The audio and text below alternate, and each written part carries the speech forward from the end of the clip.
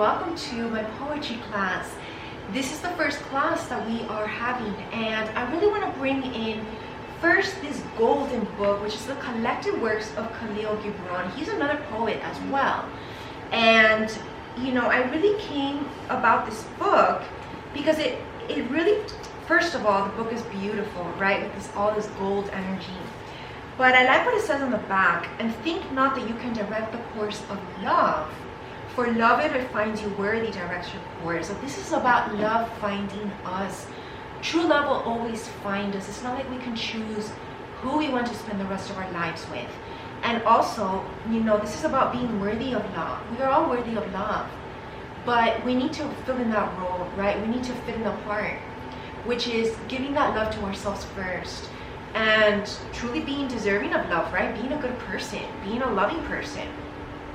And so this is a beautiful connection here because there's several books here. The Prophet, I brought this content in some of my spirituality retreats. So I'm going to save the Prophet for that.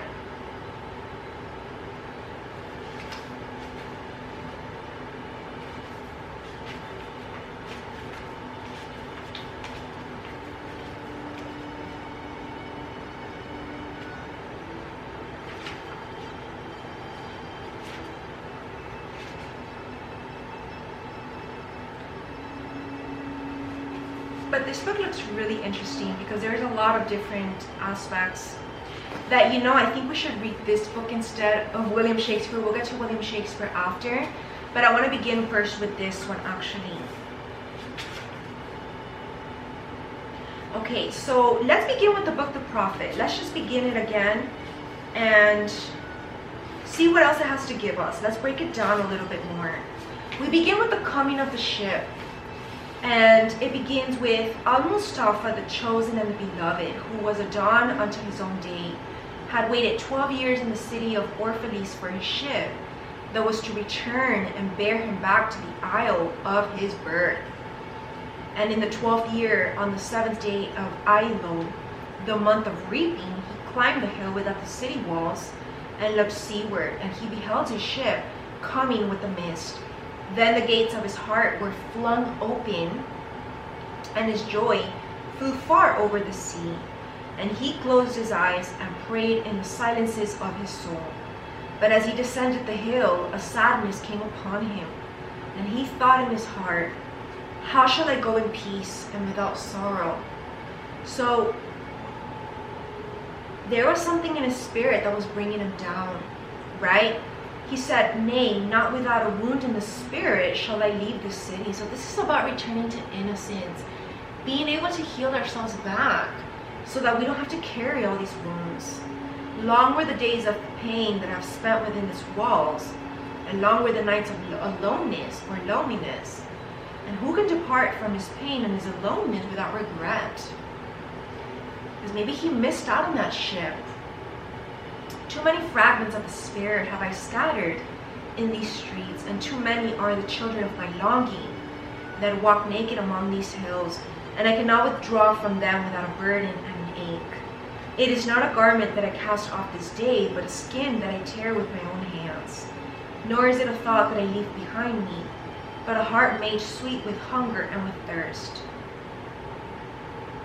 Yet I cannot tarry longer. This is about he cannot endure any longer. Because I feel like this is, him even wearing a mask. And a lot of people do this, because they don't want to reveal that perhaps they are not fulfilled. So the sea that calls all things unto her calls me, and I must embark. For to stay, though the hours burn in the night, is to freeze and crystallize and be bound in a mold. Fain would I take with me all that is here, but how shall I? A voice cannot carry the tongue and the lips that gave it wings. Alone must it seek the ether. This is the spiritual realms. This is what gives us life. When nothing else is fulfilling, the only thing left beyond the material is the spiritual. And alone and without his nest shall the eagle fly across the sun. And the sun is representative of happiness, right? We all want to reach that happiness and spread our wings and fly. Now when he reached the foot of the hill, he turned again towards the sea, and he saw his ship approaching the harbor, and upon her prow the mariners, the men of his own land. And his soul cried out to them, and he said, "Sons of my ancient mother, the Mother Earth, you riders of the tides, how often have you sailed in my dreams? And now you come in my awakening, which is my deeper dream." And this is what's been happening to the majority of the collective spiritually, right? When you awaken on your journey, you realize there's something deeper in you that wants to come about, something in your dreams. Ready am I to go, and my eagerness with sails full set awaits the wind. Only another breath will I breathe into the still air, only another loving look cast backwards. And then I shall stand among you, a seafarer among seafarers. And you, vast sea-sleeping mother, who alone are peace and freedom to the river and the stream, only another winding will this stream make, only another murmur in this glade. And then I shall come to you, a boundless drop to a boundless ocean, because the ocean, think of it, is full of possibilities that are limitless. And it of course represents our emotions as well. So these are boundless, having no boundaries, being free. Freedom, right? And as he walked, he saw from afar men and women leaving their fields and their vineyards and hastening towards the city gates. And he heard their voices calling his name and shouting from field to field, telling one another of the coming of his ship. And this is God's ship, right? Think about it. And he said to himself, shall the day of parting be the day of gathering? And shall it be said that my eve was in truth my dawn? And what shall I give unto him who has left his slough in mid-furrow, or to him who has stopped the wheel of his winepress? Shall my heart become a tree heavy laden with fruit, that I may gather and give unto them? And shall my desires flow like a fountain, that I may fill their cups? Am I a harp that the hand of the mighty may touch me, or a flute that his breath may pass through me? A seeker of silences am I, and what treasure have I found in silences, that I may dispense with confidence? If this is my day of harvest, in what fields have I sowed the seed, and in what unremembered seasons? And what this means, he's talking about all of those days of work, and maybe not seeing his harvest quite yet, because we need to remember that great things take time, right? And a seeker of silence is because in this silence is how he gets inspired. What treasures have I found in the silences, that I may dispense or manifest, bring about with confidence, because it's God speaking to him. If this indeed be the hour in which I lift up my lantern, basically turn the light, it is not my flame that shall burn therein. Empty and dark shall I raise my lantern, and the guardian of the night shall fill it with oil, and he shall light it also. These things he said in words, but much in his heart remained unsaid. For he himself could not speak his deeper secret. And we all have secrets, right? And when he entered into the city, all the people came to meet him. And they were crying out to him as with one voice. And the elders of the city stood forth and said, Go not yet away from us. A noontide have you been in our twilight, and your youth has given us dreams to dream. No stranger are you among us, nor a guest, but our son and our dearly beloved. Suffer not yet our eyes to hunger for your face. And the priests and priestesses said unto him, which were the wise ones, right, the very intuitive ones, Let not the waves of the sea separate us now, and the years that you have spent in our midst become a memory. You have walked among us a spirit, and your shadow has been a light upon our faces. Much have we loved you, but speechless was our love, and with veils has it been veiled. Yet now it cries aloud unto you, and would stand revealed before you. And never has it been that love knows not its own depth until the hour of separation. Right? Because sometimes we don't appreciate something until it's gone. And others came also and entreated him. But then he answered them not. He only bent his head, and those who stood near saw his tears falling upon his breast. And he and the people proceeded towards the great square before the temple. And there came out of the sanctuary a woman whose name was Omitra. And she was a seeress. She saw things, right? Like a prophet. That's why this book is called a prophet. And he looked upon her with exceeding tenderness. For it was she who had first sought and believed in him, when he had been but a day in their city. And she hailed him, saying, Prophet of God, in quest of the uttermost, long have you searched the distances for your ship. And now your ship has come, and you must needs go. Deep is your longing for the land of your memories, and the dwelling place of your greater desires. And our love would not bind you, nor our needs hold you. Yet this we ask ere you leave us, that you speak to us and give us of your truth. And we will give it unto our children, and they unto their children, and it shall not perish. In your aloneness you have watched with our days, and in your wakefulness you have listened to the weeping and the laughter of our sleep. Now therefore disclose us to ourselves, and tell us all that has been shown you of that which is between birth and death. And he answered, People of Orphalese, of what can I speak, save of that which is even now moving within your souls? And then this brings us to love. Now this prophet's going to talk about love. Then said Omitra, speak to us of love. And we want to know about love, right? And he raised his head and looked upon the people, and there fell a stillness upon them.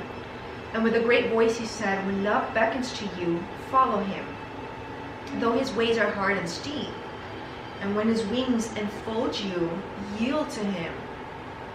Though the sword hidden among his pinions may wound you, and when he speaks to you, believe in him. This is about trusting your beloved. Though his voice may shatter your dreams, as the north wind lays waste the garden. So this is talking about unconditional love, right? For even as love crowns you, so shall he crucify you, right? Think about Jesus. He's talking about Jesus in this book, actually. The prophet is Jesus. You know, Jesus loved the people, but at the same time, the people were the one who crucified him, right?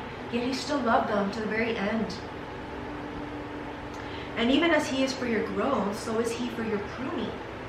Even as he ascends to your height and caresses your tenderness branches that quiver in the sun, so shall he descend to your roots and shake them in their clinging to the earth. Right? He descended from heaven to our roots. Like sheaves of corn, he gathers you unto himself. He brings himself among the people.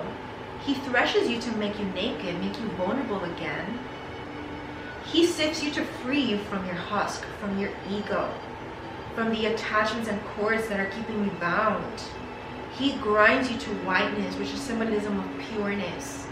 He kneads you until you are pliant. And then he assigns you to a sacred fire, that you may become sacred bread for God's sacred feast. That's beautiful. If you really understand the deeper underlying messages here, all these things shall love do unto you, that you may know the secrets of your heart, and in that knowledge become a fragment of life's heart. Be one with God, this divine love. That's true love. He's not even talking about romantic love, to be honest. This is about deep, deep love for the people, for yourself, for God's creations. But if in your fear you would seek only love's peace and love's pleasure, which you see, this is more of the materialistic aspect, even the lustful aspect of love, which is not really love, then it is better for you that you cover your nakedness and pass out of love's threshing floor into the seasonless world where you shall laugh, but not all of your laughter, and weep, but not all of your tears. And he's also talking about transcendent spiritual love, which is a program that's coming up soon as part of my Body, Mind, and Spirit Health and Wellness brand.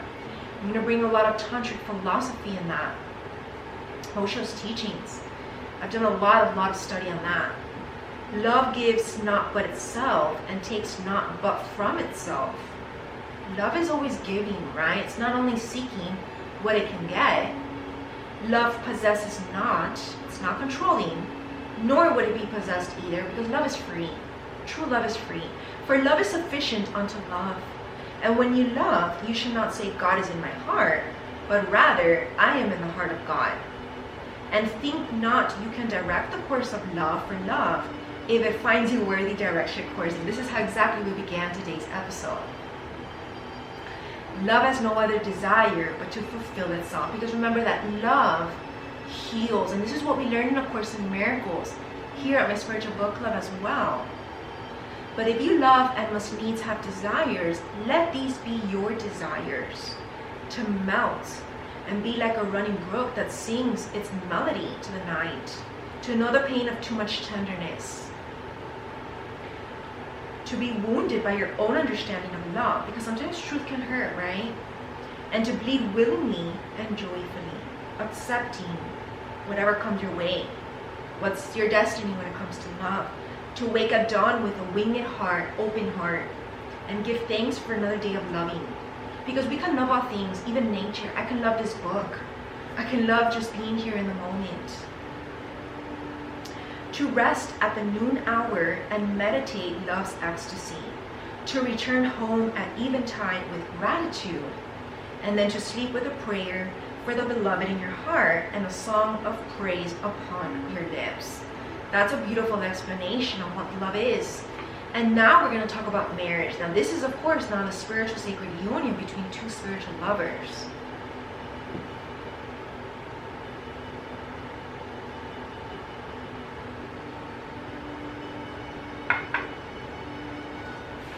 Then Almitra spoke again and said, "And what of marriage, Master?" And he answered saying, "You were born together." And he's talking about even the twin dynamic. Two souls that are born from the same fetus, right? Spiritually. And together you shall be forevermore, inseparable for eternity, because you're one with the same soul. Twins mirror each other. You shall be together when the white wings of death scatter your days. Even after physical death, their spiritual immortality, you will live together forevermore in heaven. You shall be together even in the silent memory of God. And let there be spaces in your togetherness, right? Because a true spiritual love as well, for it to be a healthy partnership and dynamic, there needs to be individuality as well, right? It's not about meshing in together and not giving each other space to breathe. And let the winds of the heavens dance between you. Each one has an individual mission, yet they come together for a spiritual union and a partnership mission. Love one another, but make not a bond of love, because love is not to be bound, right, or controlled. Let it rather be a moving sea between the shores of your soul. That's so beautiful. Fill each other's cup, but drink not from one cup. You see, this is about having your own cups, your own life. Give one another of your bread, but eat not from the same loaf. So this is about boundaries, right? Independence. Sing and dance together and be joyous, but let each one of you be alone. Even as the strings of a lute are alone, though they quiver with the same music. Give your hearts, but not into each other's keeping. For only the hand of life can contain your hearts. And stand together, yet not too near together. Give yourselves this healthy distance. And I teach a lot about this when it comes to couples therapy in my talk show at the Spiritual Counseling TV Network, giving you these tools to how to create a healthy, durable dynamic, right? For the pillars of the temple stand apart, and the oak tree and the cypress grow not in each other's shadow, and they don't even grow from the same root per se. They can stand next to each other, but they're still individual, and they have their own unique characteristics, right? An oak tree and a cypress are quite different, yet they're both trees, right? And this is what he's talking about for spiritual love. And then we come onto the topic of children. And a woman who held a babe against her bosom said, "Speak to us of children." And he said, "Your children are not your children. They are the sons and daughters of life's longing for itself. They are God's creations, basically, only being birthed through you," right? Think of Mother Mary and Jesus Christ. Mother Mary was a virgin, so this is proof to you that Jesus was a doing of God's creation. So it wasn't hers per se, it was God's.